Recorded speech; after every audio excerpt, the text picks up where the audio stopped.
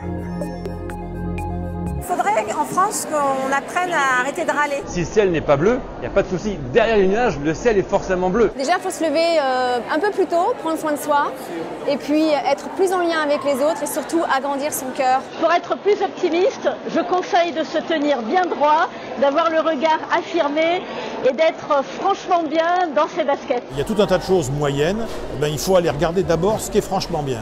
Le peu de choses qui sont franchement bien, il faut les regarder. Appliquer un truc qui est franchement bien, c'est la méthode Coué. Et d'essayer de porter son attention davantage sur toutes les choses positives. Vous savez que la France fait à la fois partie des pays les plus pessimistes du monde et en même temps, individuellement, il se déclare très heureux. D'écrire ce qui nous arrive, ça permet de trouver un truc assez moyen.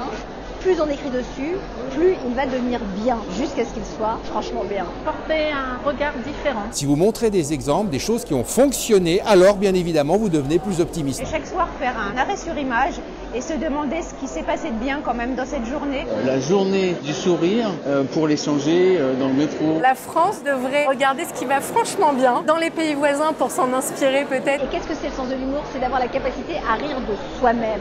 Et dès lors qu'on est capable de rire de soi-même, on a le droit, je trouve, de regarder autour de soi et de voir quels sont les éléments qui, dans l'ordinaire, peuvent devenir extraordinaires parce qu'on a juste envie de se marrer. Les Français sont les champions du pessimisme collectif et de l'optimisme individuel. Regardez plus souvent tout ce dont on est riche et toutes les chances qu'on a de vivre dans ce pays. Sourire, parce que ça c'est franchement bien, et puis voir toujours le bon côté des choses. Il y a toujours plein de choses qui vont franchement bien. Regardez le monde qui nous entoure en choisissant des détails heureux, des détails de réussite. Ça rend la vie vraiment différente et c'est franchement bien. Comprendre concrètement ce qui nous fait rêver. Et quand on comprend ce qui nous faisait rêver dans le passé et ce qui nous fait rêver aujourd'hui, on arrive à quelque chose qu'on peut qualifier de franchement bien. La spécialité française que je préfère, c'est le rire de mes enfants.